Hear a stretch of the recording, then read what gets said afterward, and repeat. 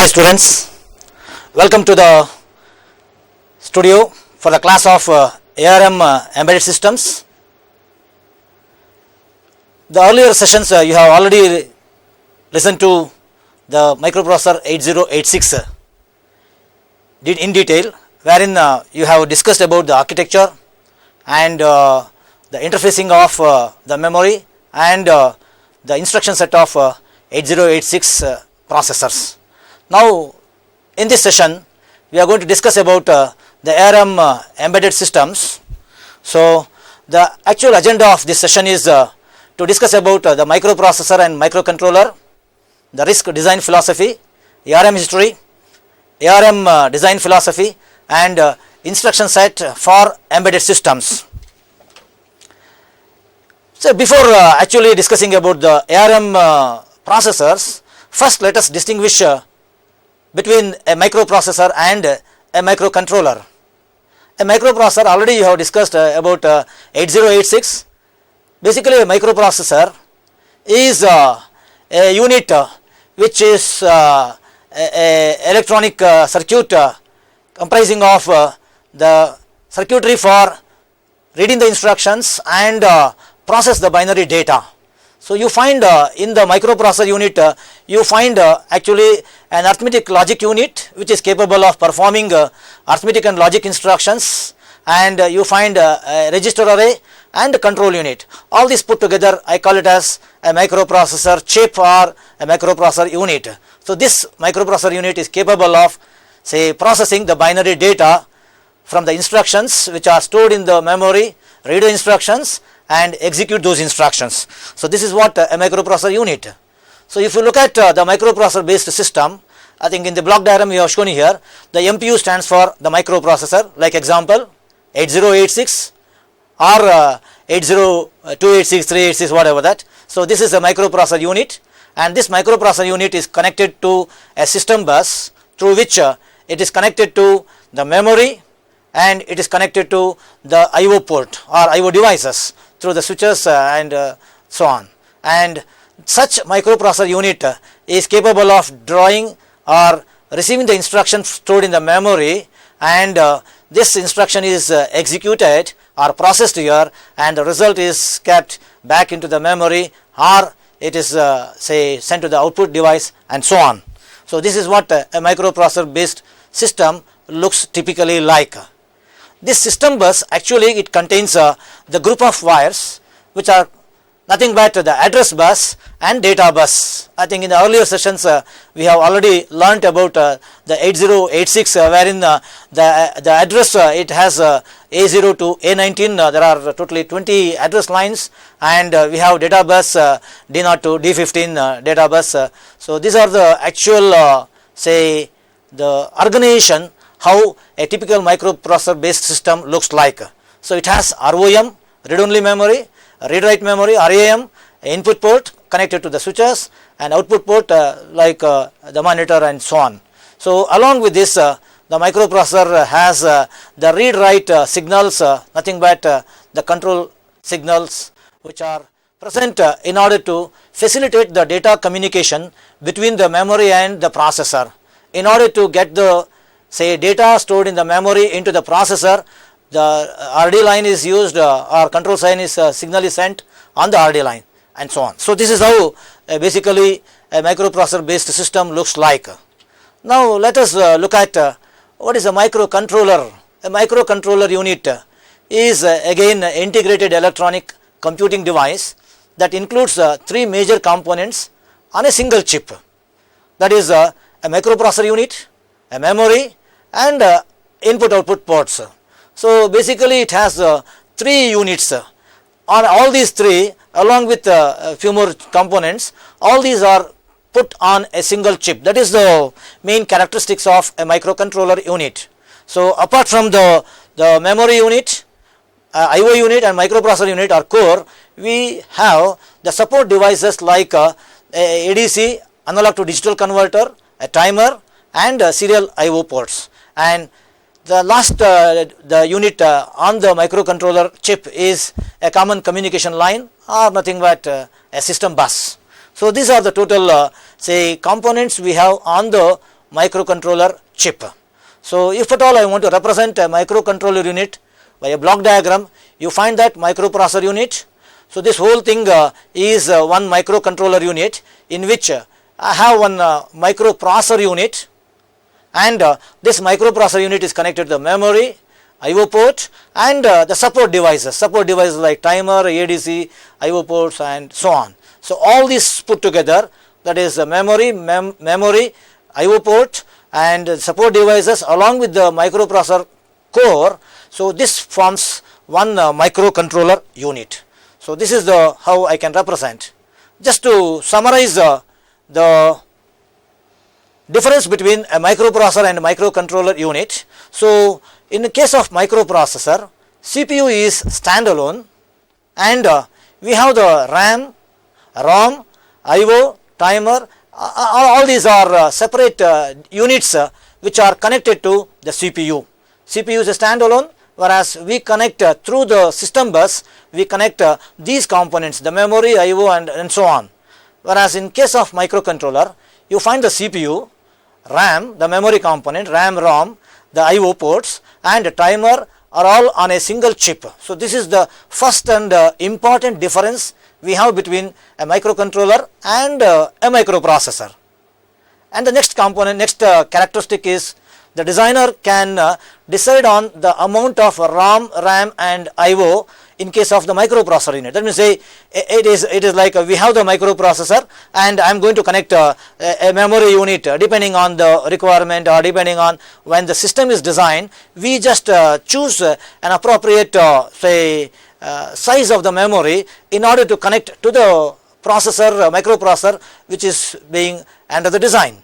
And similarly here, in case of microcontroller units, these memory, I/O ports, and all these are fixed. That means to say the chip, microcontroller chip itself contains the ROM, the memory, RAM, and I/O port. All these are already put in place in case of the microcontroller unit. Coming to the microprocessors are generally, they are manufactured for all the types of applications, or in other words, I can say that the microprocessors are designed basically like a general purpose device, whereas the microcontrollers are available which are specifically designed for a single purpose, and along with single purpose the control oriented units. These are all like which are the control circuits are more dominated because they are all available in a single chip.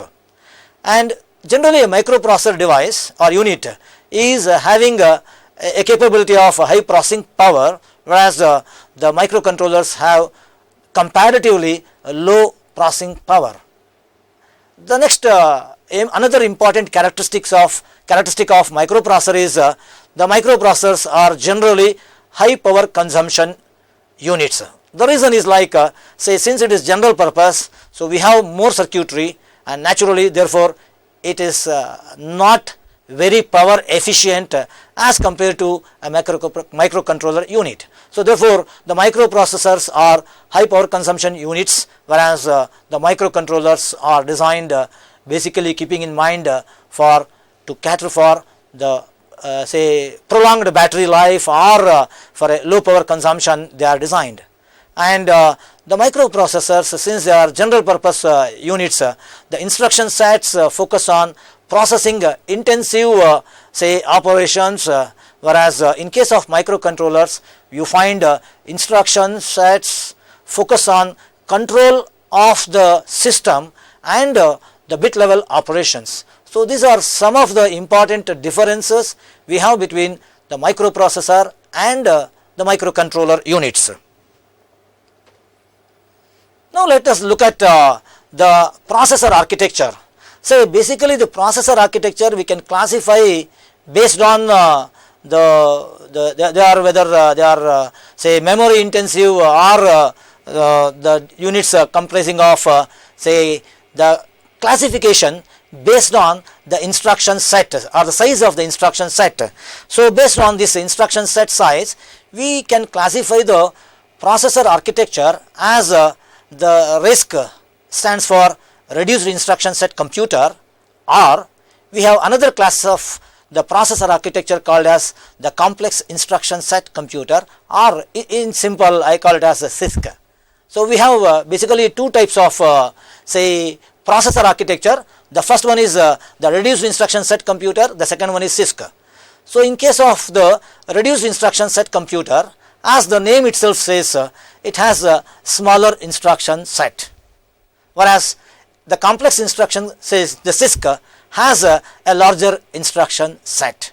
So this is the first and foremost difference between these two architectures. In case of the reduced instruction set computer, we make use of course, like either it is a RISC or CISC, we make use of a compiler to convert the instructions and then generate the assembly instructions and generate the executable instructions. The compilers are used which in turn generates the code, and the generated code is executed on a processor. So this is what normal philosophy of any computer processor, right?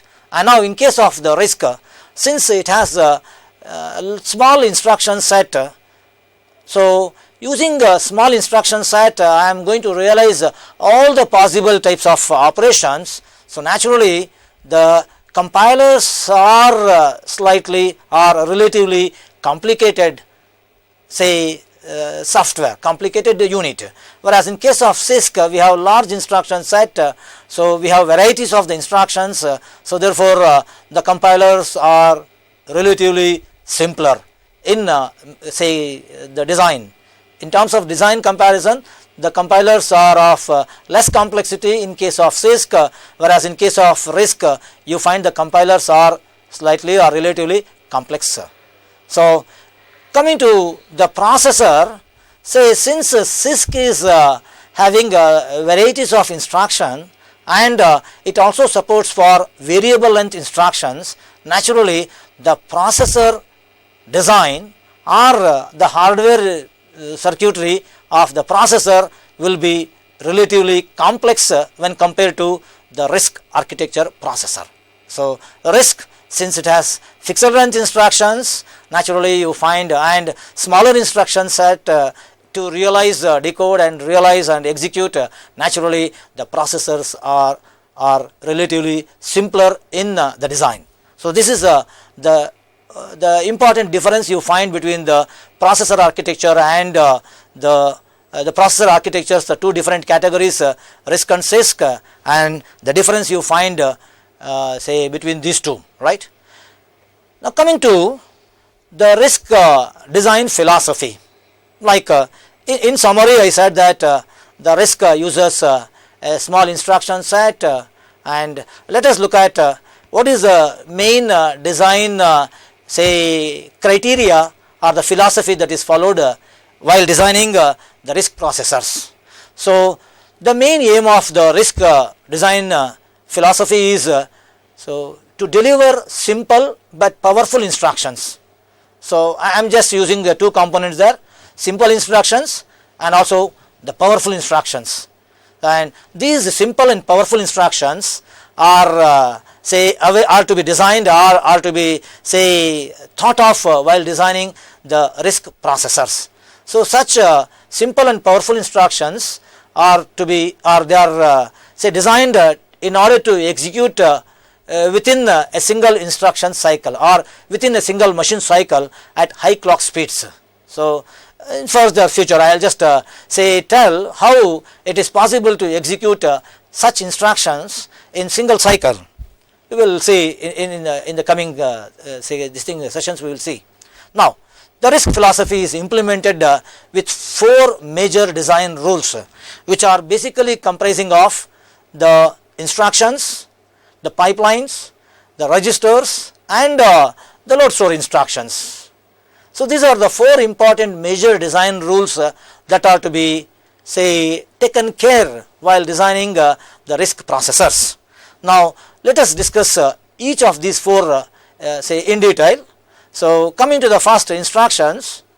So as I said, so it is a reduced instruction set computer. So therefore we have to say the instruction set architecture ISA will include only a small set of instructions, a reduced number of instruction classes I have, and such reduced instructions naturally will have simple operations, and say these simple operation instructions can be executed in single clock cycles. So these instructions which are normally designed are of fixed length instructions. So for example, the specific say family of RISC processor, say let us say take one example of say the MIPS architecture, in which you find all the instructions are of equal length, that is 16-bit instructions. Similarly, in future we will just see subsequently we will see about the ARM processor, we will see. So basically a RISC processor will support for a fixed length instructions, and these instructions, so fetch the instructions before decoding the current instruction. That means to say we will have like a say assembly line, say the chain of the instructions moving one behind the other. So that is what we call normally as a pipeline execution.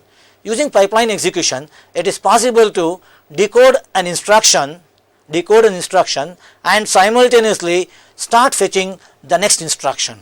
Or in other words, when the instruction is getting executed, the next instruction will be getting decoded, and the subsequent the next instruction will be under the fetch. So in this way it is possible to, or it is necessary to say design the processor in such a way that the parallel execution, or I will call that as the time overlap fashion of execution.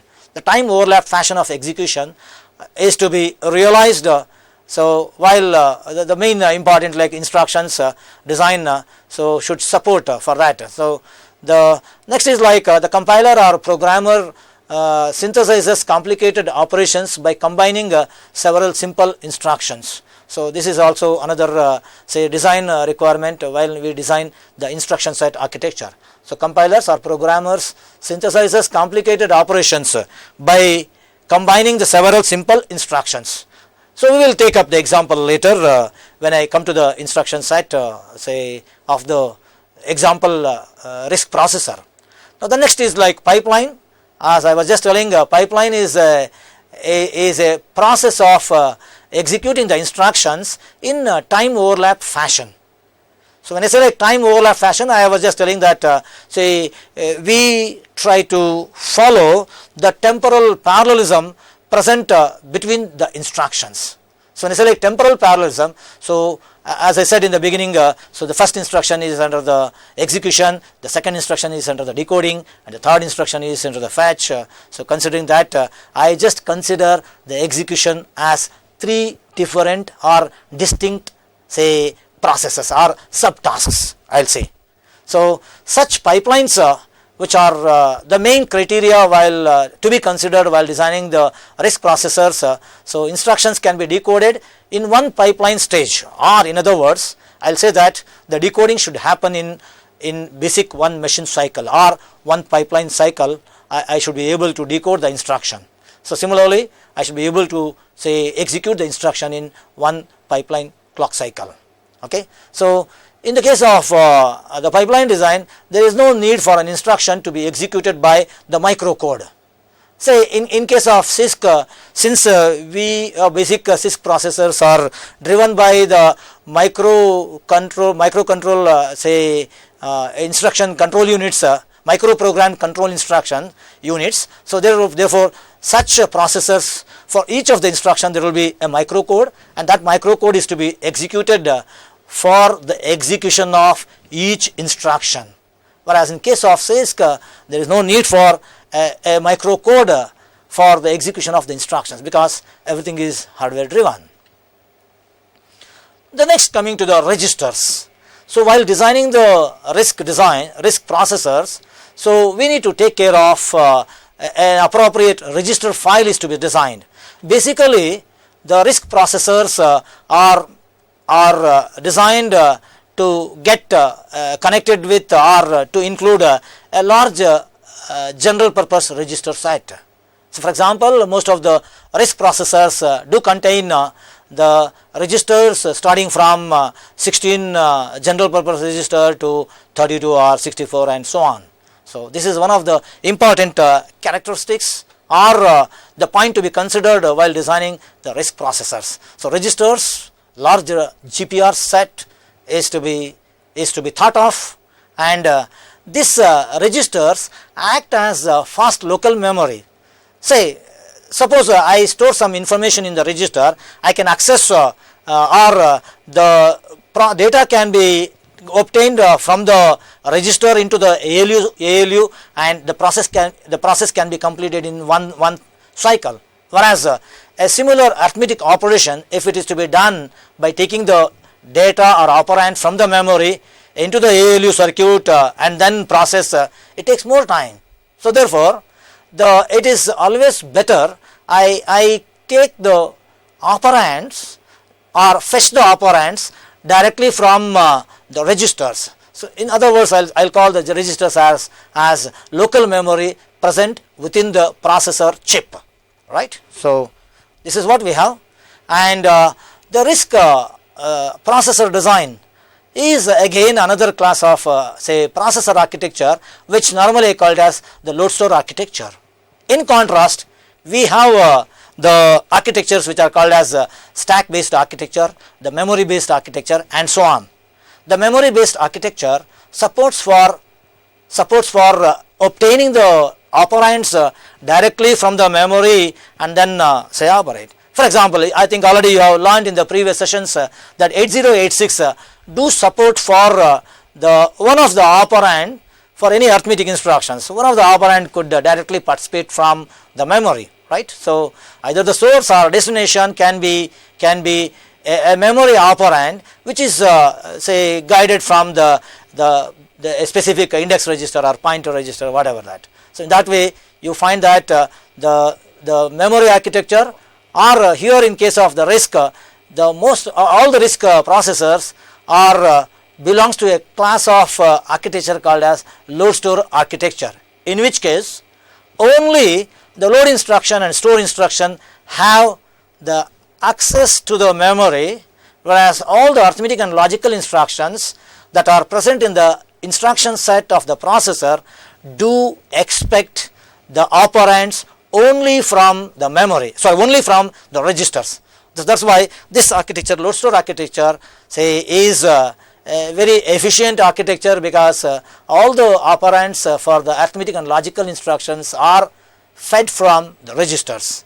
So processors operate on data held in registers only. That's what I was just telling. Only except for load store, all the other instructions take or expect the operands from the register.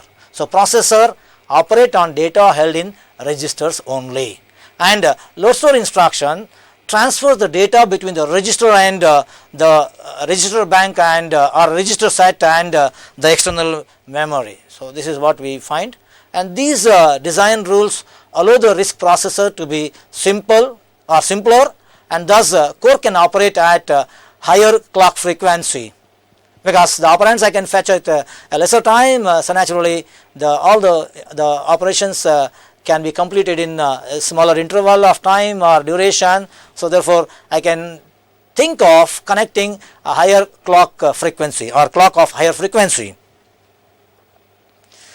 Now coming to, so we have now looked at what is the difference between microprocessor and microcontroller, and also we have seen the RISC processor design philosophy we have seen.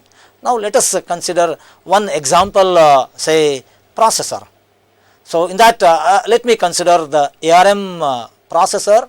So ARM actually stands for Advanced RISC Machine, a processor designed by the company Advanced RISC Machines, and which is based on standard RISC concept. Originally the ARM was in the year 1985 the company called as Acorn RISC Machines. So these people started say designing the ARM processors, but later immediately within 1 or 2 years the company had a financial crisis, and later on it was rejuvenated by some group of companies, and then we came with the ARM like Advanced RISC Machine took birth, and they started designing the processors and the necessary softwares. Basically, one more point I would like to mention here, the ARM is a processor design it is a IP, intellectual property, which the ARM will license to any silicon industry. So they license the IP maybe with respect to the software or the hardware or the protocols necessary for this kind of course, right. Now let us proceed further. So we have let us look at what is the ARM design philosophy. Say we have looked at what is the RISC reduced instruction set computer design philosophy, considering the 4 major criteria we looked at. Now let us look at the ARM design philosophy. The ARM processors has been specifically designed to provide the following characteristics, which more or less fall in line with the RISC philosophy, RISC design philosophy. So ARM design basically supports are done based on a processor which is a small processor and which is powerful and also more power efficient. In terms like when I say like power efficient, what I mean is like the instruction execution takes less power, or in total the execution of the complete program will take less energy, or power dissipation is less, because as the processor itself is a smaller circuitry, simple circuitry, naturally the power dissipation should be small. Okay, so the next is like the ARM design philosophy do support for high code density. When I say like high code density, what I mean is like in the available space of the memory, I am able to store more number of instructions. Say in first case 1, I am storing n number of instructions. In case 2, I am storing say x number of instructions, where x is greater than n. In such case, the second one I will call it as a processor design which supports for high code density. When I say like high code density, naturally the memory requirement is less. So embedded systems normally have limited memory available on the chip.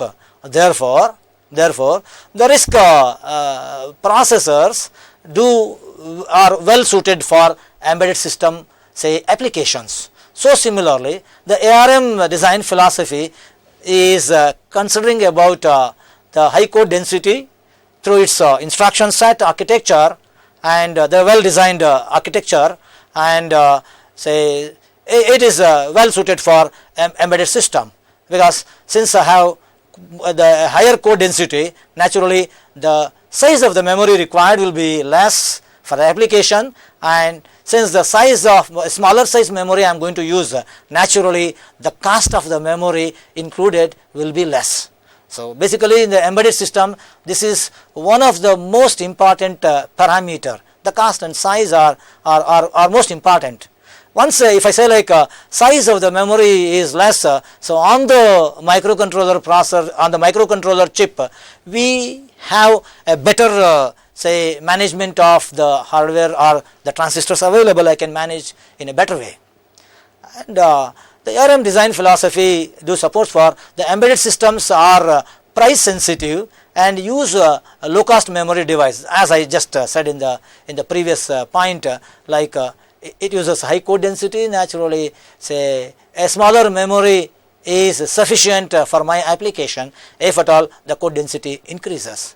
So with the normal high code density, say ARM normally it gives approximate performance benefit of about 30% say memory savings I can find using the high code density. And again, as I said earlier, like it uses smaller die area, because in the memory I reduce smaller and my processor circuit is simple, less complex, so therefore naturally the smaller die area is required. So more space is available for specialized peripherals, peripheral circuits to support for that. And the ARM design philosophy also, ARM design, ARM processor will also include a hardware debug technology within the processor which in turn enables the software engineers to say trace and view what is happening while the processor is executing the code or executing the application program. So this is another benefit we get by the ARM processors. And the ARM core is not of course, like the last point is very important here. So though we say that ARM is a RISC, it adopts a RISC philosophy, but still the ARM core is not a pure RISC architecture. I'll just give the justification or why I call that as a not a pure RISC architecture. Okay, so because in the beginning I said that all the RISC processors do support for fixed length instructions, because I just told the example a processor called as MIPS, so in which I find all the instructions are of 16-bit length only. So that is one category, whereas in ARM we have two different set of instruction set. So we will come to that in a later point. We will come to that. So that's why I just call ARM core is not a pure RISC architecture. So in case of ARM, effective system performance, it provides a very good system performance, and say whenever we design a core, so we need to always look at the complete system performance and the power consumption or power efficiency rather than just raw processor speed.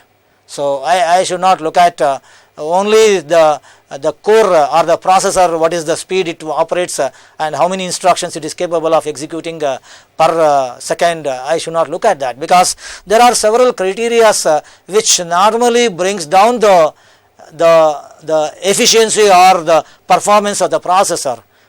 Maybe like just example like the availability of the data at the right time may cause for say bringing down the performance of the processor. So therefore like the devices which are connected with the processor which are say transmitting the data this side that side, so may also say cause for the reduction in the overall say performance of the system. So that's why we need to always look at the system performance rather than just raw processor speed or processor efficiency. So this is what about the ARM say design philosophy.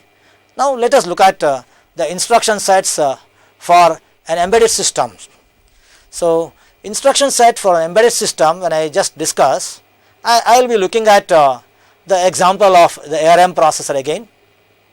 So in case of ARM processor, so ARM say has an instruction set architecture which slightly differs from a pure RISC definition or reduced instruction set computer definition. The ARM instruction set is suitable for embedded system application, though I say that it slightly differs from RISC, but still it is a very good or the core ARM core is really a good say a processor which can be thought of for any embedded system application or embedded systems, right. So ARM instruction set is suitable for ES applications because it supports and it provides very strong and say more powerful instructions, and it provides a good code density. Therefore the instruction set architecture of ARM is well suited for embedded system applications. So the next point coming to about the instruction set for necessary for the embedded systems. So we find variable cycle execution for certain instructions. This is again, now I am saying that say earlier just a few slides before we said that say RISC supports for the load store architecture, in which we said that every instruction gets decoded in one cycle or in the time when I will be able to fetch the next instruction, or in the time when I am able to decode and execute an instruction. But now I say that the ARM has some variable cycle execution for certain instructions. So like example like say the ARM supports for load store multiple words. So each load instruction, as we have studied in 8086 also, a load instruction will simply bring a byte of data or a byte of information from the memory to the processor, right. From the memory I bring a data from the memory to the processor. Like for example, this is a processor I have and this is the memory I have. So when I say like a load byte, 1 byte, say in case of 8086 what happened was like say we had only 1 byte of data brought from the memory to the processor register, or we also had an option of load word. So in which case we were able to bring 1 word of data, 16-bit data from the memory into the processor register. That is what we were able to do it in 8086. Whereas in case of say embedded system, that is like a ARM core, we have certain instructions, that is which does a sequential load. That means a consecutive locations starting from n to n plus I or n plus j. So as a continuous say block of memory, I can transfer one by one from the memory to the processor. I can do that. That is in case of the ARM processor. So for example, let me say that starting from n up to n plus j. So I transfer these multiple words from the memory to the processor, possible. So for which I use specialized instruction load store multiple word, in which case say, or it is also possible that I can transfer the data, a set of register content from the processor to the memory. That is called as store, right? Store multiple words. So when I say like store multiple words, I will choose a set of register, and these set of register contents are transferred one by one starting from the nth address to n plus j. I can transfer. Now the time taken for transfer of one word is same, but what is the benefit that I am getting here is like only against one single instruction I am initiating the multiple word transfer between the memory and the processor. So therefore I consider this load store multiple word as a powerful instruction. Moreover, compared to the random say access, say every instruction starts say decoding and then getting the address and then getting the data from the memory to the processor register. Instead of that, if at all I have an instruction like multiple word, say load multiple or store multiple word I have, so it becomes like sequential access of nth word, n plus 1, n plus 2, n plus 3. So subsequent sequential say access I keep doing, and therefore the transfer becomes faster. So this is what the benefit I have. Such kind of instructions or such type of variety of instruction is really useful for the embedded systems. And again, from the beginning I am saying this, the code density improves. So the ARM instruction set architecture say supports or the instruction set architecture is designed in such a way that it is possible to say pack more instructions in a given say space of memory. This is possible only because the ARM processor instruction set architecture or instruction set supports two different category of sets instructions it supports. One is 16-bit instruction and 32-bit instructions. We will come to that little later. Now, another important characteristics of the ARM which makes that suitable for the embedded system is the inline barrel shifter. This is one of the most say a greatest say boon I can say, like which is supported by the ARM, inline barrel shifter. That means to say what we do is like normally the ALU requires ALU takes two inputs. So in that say I will just take the first input directly from the bus, whereas another input I will take it through a barrel shifter. So let me call this as a barrel shifter, and this is the ALU circuit, right? So now this barrel shifter, what it does is like it just makes the pre-processing of the data. Pre-processing means either as the name says like shifter, it could shift by a known number of times, or it could be used to get the, say for example, the multiple values multiplied by some values. So that when we discuss about the instruction set, instructions of the ARM, I think we will come to know more about the barrel shifter. But at this point of time, I will just say that the barrel shifter is a unit which basically is capable of performing a shift operation, and using this I can pre-process one of the operand before it is fetched to the ALU, as we have seen here.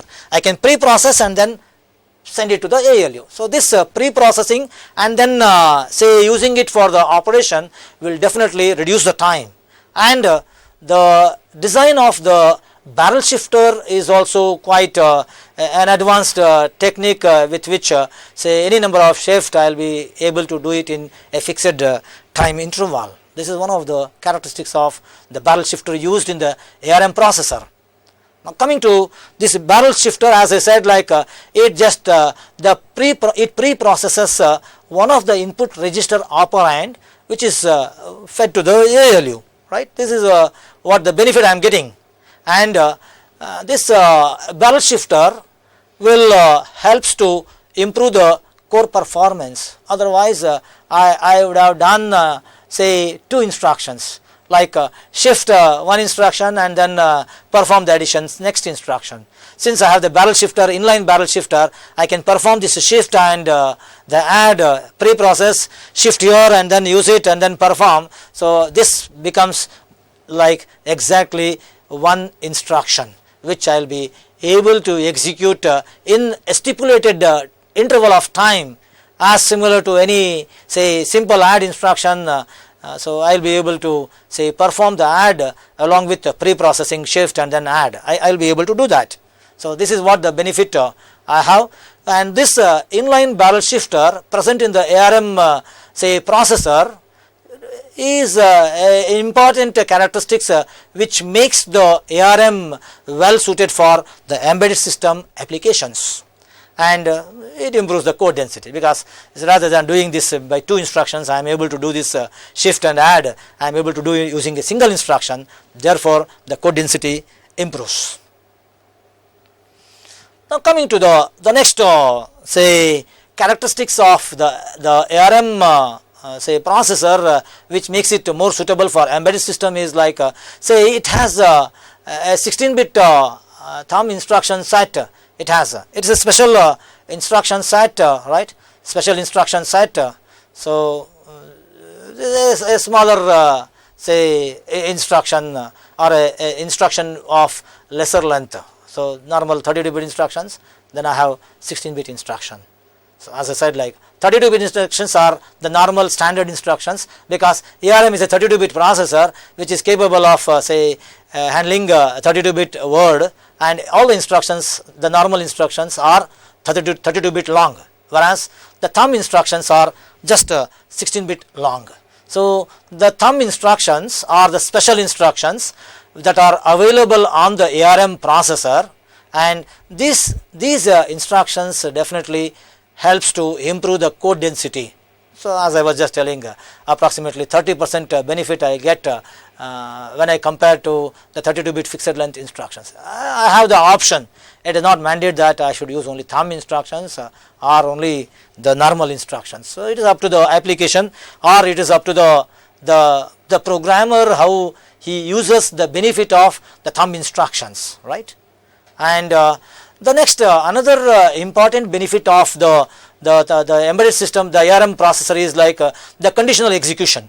The conditional execution means, say, based on the branch outcome, it is possible to execute. So the instruction gets executed only against the satisfaction of a specific condition. Those instructions I call it as the conditional execution instructions, and this again improves the core performance, because using this conditional execution instructions, I can avoid some of the branch instructions. So that is the benefit I get. So, and this again since I reduce a few of the branch instructions using the conditional executions, naturally the avoidance of the branch instructions do support or do help me for the improving the code density, right. and these instructions also support for the enhanced instructions like DSP instructions or the enhanced instructions we find in ARM. Okay. So when I say like enhanced instructions, so the naturally for the digital signal processing the most powerful multiplier circuits are required, and these circuits are available and such instructions are available in the ARM processor, using which I mean like these processors are directly helpful for the DSP applications, right.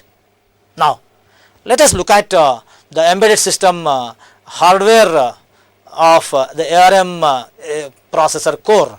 Say here I have ARM processor, and all these are the controller circuits or controller units we have, and on this side I have the lower side I have some of the peripheral components or peripheral units, so and the bus, the connecting. So in the ARM, the embedded system hardware of the ARM contains basically 4 different types of components: the ARM core, the processor, the controller units, the peripherals, and the bus.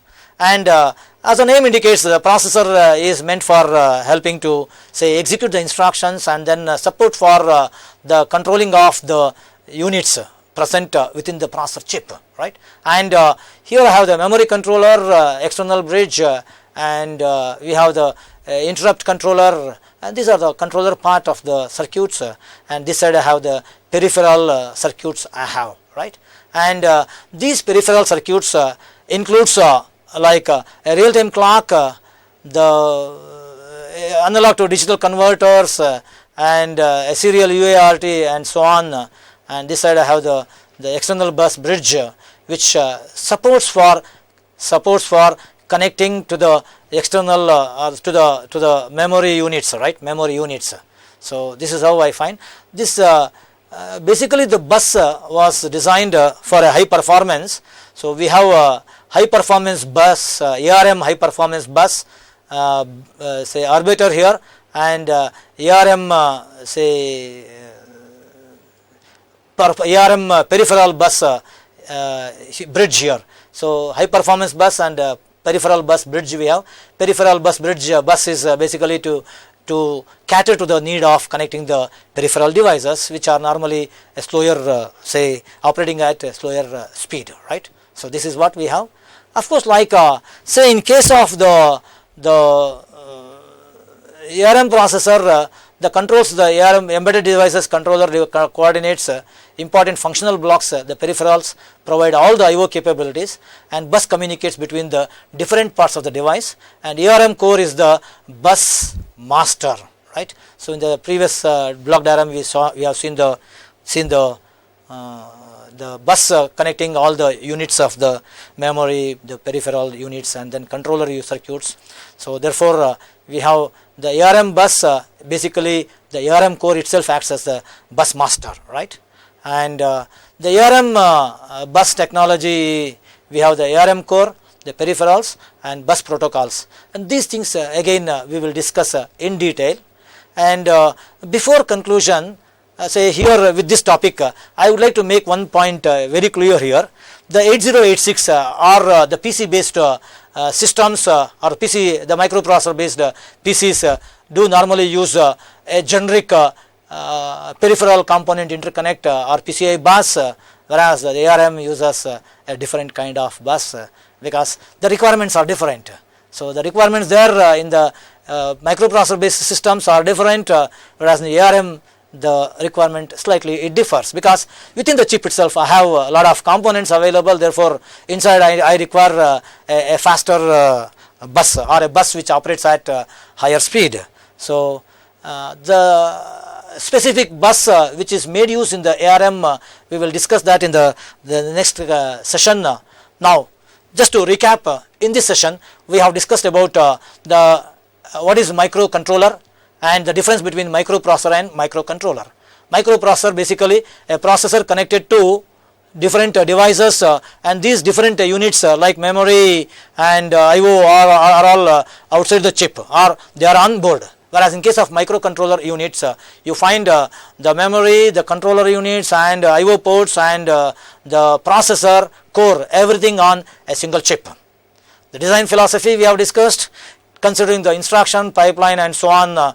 So what is the say the design philosophy followed in case of RISC. We also looked at what is the difference between the RISC and CISC, and finally we have discussed at what features of the instruction set of the ARM makes the ARM well suited for the embedded systems. So this is what we have looked at the end, right. So with these say points, whatever that we have discussed, I am closing the today's session. In case if any questions are available, I am ready to take up now. Fine, thank you.